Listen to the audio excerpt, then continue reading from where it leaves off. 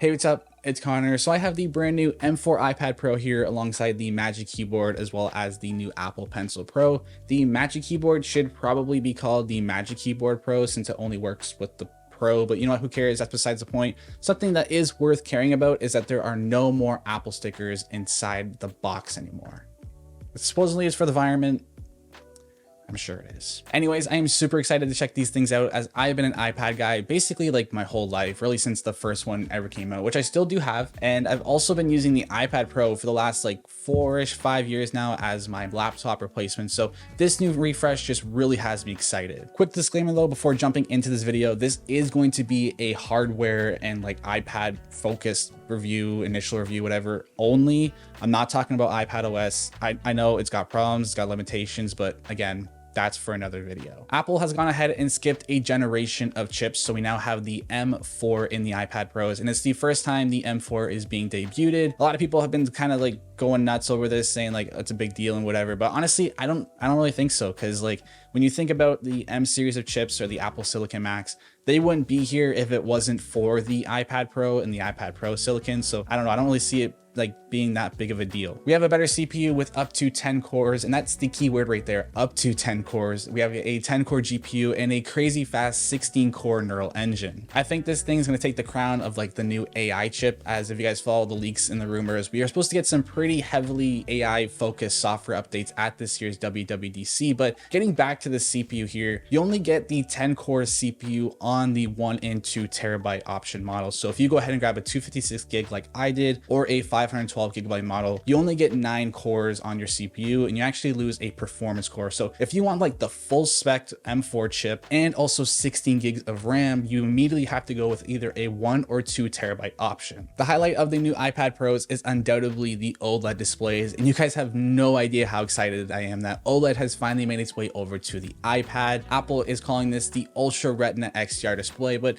I think what's actually most exciting about this is like, okay, cool, yes, OLED is on the iPads, that's great. But if you guys remember back when mini LED got first introduced on the iPad, that eventually made its way to the MacBook Pros. And I think we're gonna follow the same kind of footsteps here. So it's on the iPad Pro. I'd say give it maybe like a year, maybe 2 years. Eventually this display is gonna make its way over to the MacBook Pros. And this might even be the groundwork for something like, I don't even know, like an OLED Pro display XDR. I might be getting a little ahead of myself there, but I think this is going to be like the groundworks for some new Apple products to feature OLED and also just improved OLED across the Apple lineup. OLED is the superior display technology and I'm a huge sucker for it, but what's actually exciting about this OLED panel is that it's kind of being re-engineered by adding 2 panels together. They're calling this tandem OLED, but essentially what this allows for is just for better brightness. So OLED is known for having perfect blacks as each individual pixel is lit on its own, which then results in basically an infinite contrast ratio as well as vibrant and extremely accurate colors. The problem is they've never really been able to get very bright, especially at this kind of size. So with Apple creating this tandem OLED, it allows for essentially like double the brightness, if you will, than what would typically be expected. So we now have a 1000 nits sustained brightness from SDR content, and then up to 1600 nits when viewing HDR content. And not only is this exciting for the iPad Pro itself, but I think all the things that kind of come along with the iPad, like being able to use it alongside your Mac with universal control or sidecar. I've been using sidecar over at my setup, and having 2 OLED displays side by side has just been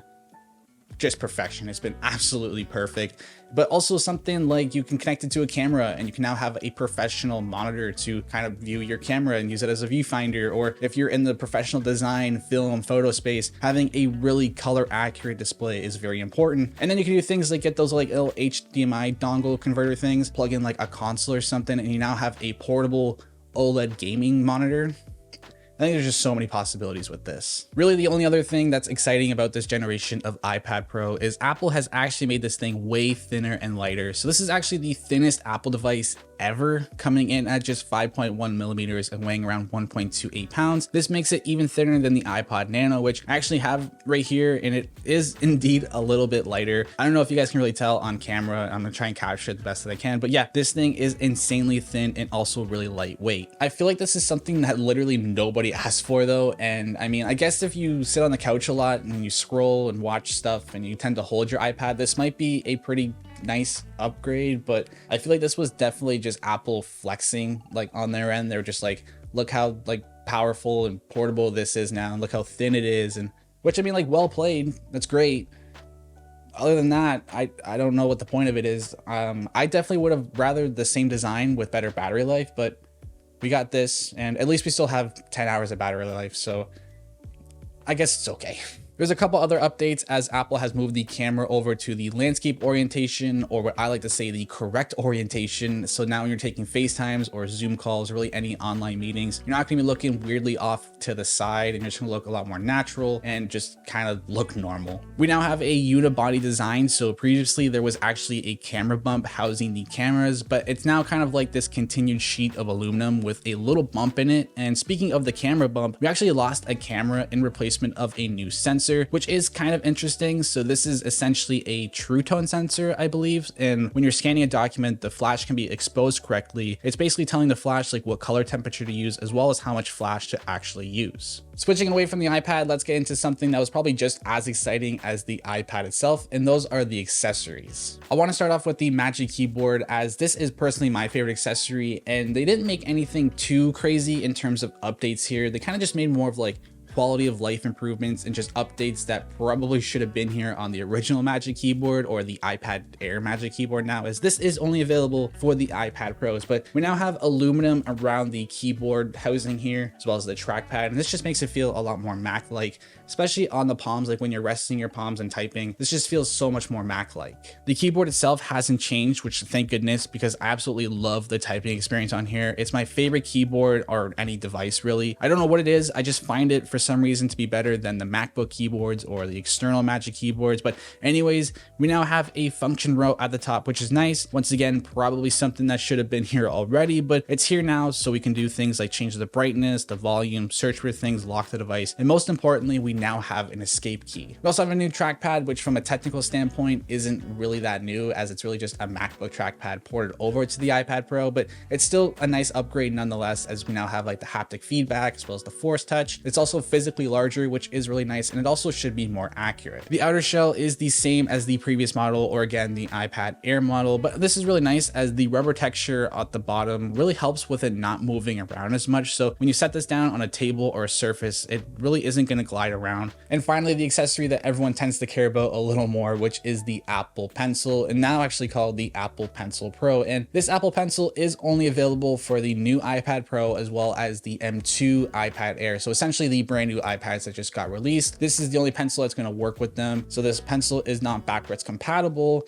and the second generation Apple Pencil is not compatible with the new iPad Pros. It had to do something with them moving the camera, and then they had them like move the charging indicator or something. I don't know, it's some sort of technical or hardware limit here, but it definitely sucks. I'm a little upset about it. The only kind of positive that I can see coming from this is that the second generation Apple Pencil has been supported for like I think it was 6 years now that we've had that pencil. So hopefully this new Apple Pencil kind of follows suit and we have like 6+ years of support, and it also trickles its way down to like the other iPads. So like the iPad mini, as well as the entry-level budget iPad. Yeah, this still definitely kind of sucks. The Apple Pencil Pro honestly isn't that much different in like normal typical use in comparison to the second generation. At least I'm not really noticing anything that much different. I mean, we do have this new squeeze functionality, and this is probably the biggest update. So when you squeeze it, you get this new menu of being able to change your color, your tool, so you can change like from your pencil to an eraser to a highlighter, or etc. And it also gives you a nice little bit of haptic feedback, which is quite nice. But other than that, there is a barrel roll feature where you can change the orientation of the tool based on how you're actually turning the pencil yourself, and it's using like the gyroscope on the inside, which is a pretty cool thing. But I'm not much of an artist, and other than like very specific use cases, I don't really see that being as that big of a deal. We also do have the hover feature, but this was introduced in the last generation iPad Pro with the second generation Apple Pencil, so it's not necessarily anything new. It's just new to me because I didn't have that iPad Pro, but it is quite a cool feature. I actually been really enjoying it. But something that is brand new and something that I think everyone is going to care about, this finally has Find My support. So I'm sure we've all been there. This thing just gets lost in the bottom of the bag, falls off the charger. You kind of have a quick panic for a minute. Hopefully that never happens again now with the Find My support. All right, so that's going to wrap it up for my first impressions of the new M4 iPad Pro with the Magic Keyboard and Apple Pencil Pro. Let me know in the comments if you guys are going to grab an iPad Pro or an M2 iPad Air, or are you going to wait for WWDC this year? Hopefully we get some software updates that really help take advantage of the hardware that's in here, but we're going to have to see. Fingers crossed. If you guys like this video, make sure to give it a like and share it to a friend. And if you like Apple tech and iPad content, make sure to subscribe, as this is definitely going to be my laptop replacement. And I'm so excited to continue to use this. And there's going to be so much content coming, so many videos. We're going to talk about tips, tricks, accessories, how to get the most out of this thing. Just so much iPad content. So make sure to get subscribed for that. And I'll catch you guys in the next video. Peace.